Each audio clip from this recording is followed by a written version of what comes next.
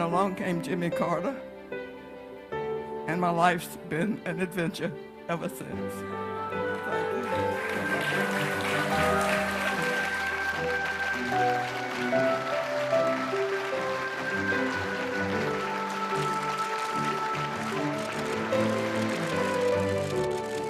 I, Jimmy Carter, do solemnly swear that I will faithfully execute that I will faithfully execute the office of President of the United States. the office of President of the United States.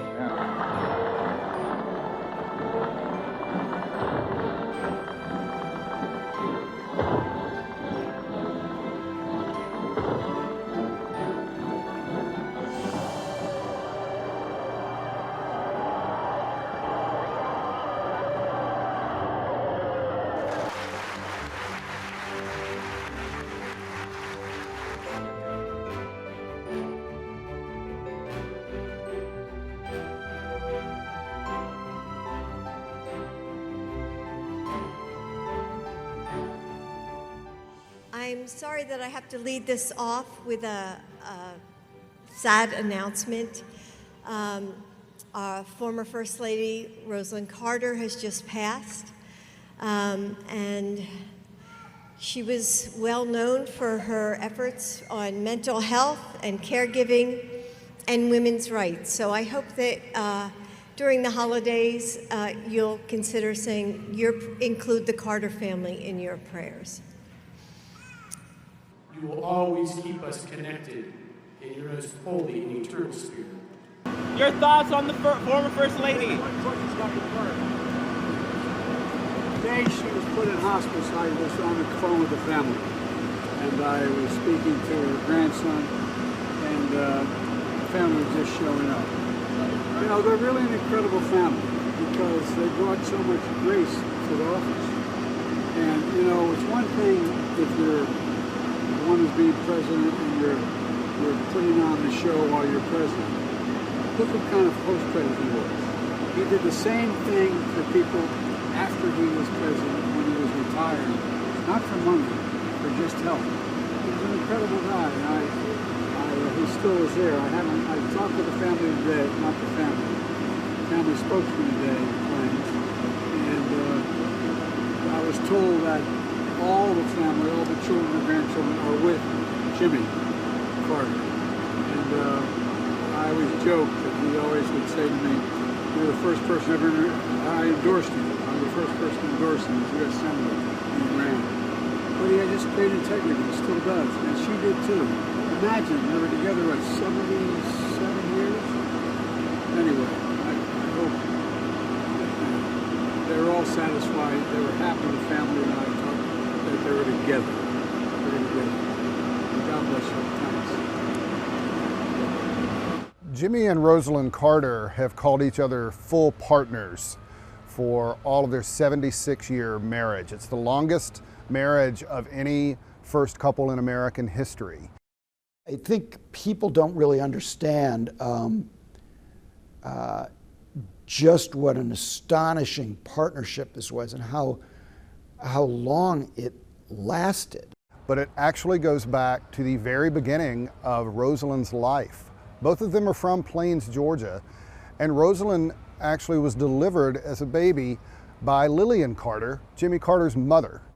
They started dating when Jimmy Carter came home from the Naval Academy during World War II and was more or less fixed up with Rosalynn Smith by one of his sisters. The best thing ever had happened in my life was when she said she would marry me, and did. Rosalynn and Jimmy talk about how angry she was when they moved back to Plains in the 50s, but the partnership really cemented itself from there, first in the family peanut business. Rosalynn dived in alongside her husband and managed the books and really learned the details of the business. And she turned out to be, in some ways, better at business than her husband, in the same way that she had more of a political cunning than he did.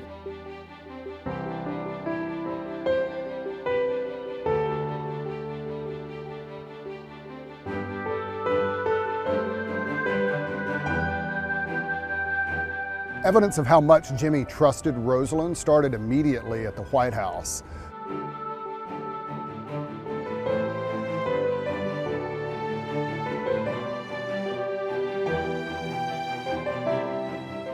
unlike Jimmy Carter, Rosalynn Carter has very few critics.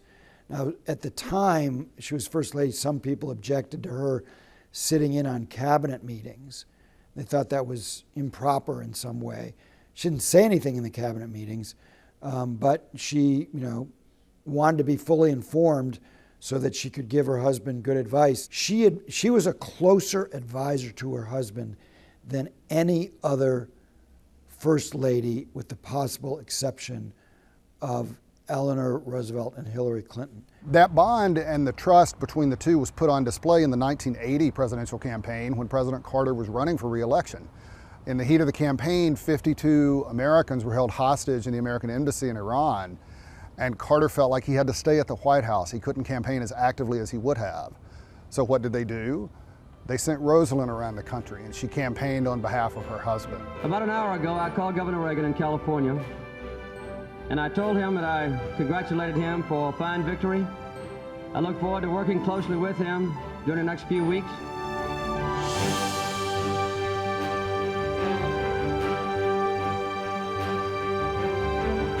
They both had a very hard time after he lost, not just because it's hard losing, but they were young. They were in their 50s.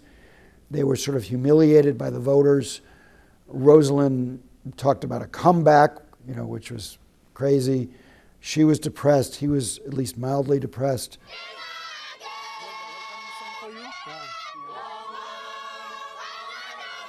The partnership always continued even after the presidency. We're standing here at the Carter Presidential Center, and the Carter Center is not just the Jimmy Carter Center. Jimmy and Rosalynn Carter founded this together and opened in 1982, and they expanded the public health programs, the diplomacy outreach, the conflict resolutions. And yes, would this have ever come about were he not the former president himself? It would not have. He had to have the presidency to have the Carter Center, but he wouldn't have had either without Rosalynn and her influence. And her imprint runs very deep, and that partnership kind of is the foundation and the frame for the Carter Center and all of its work.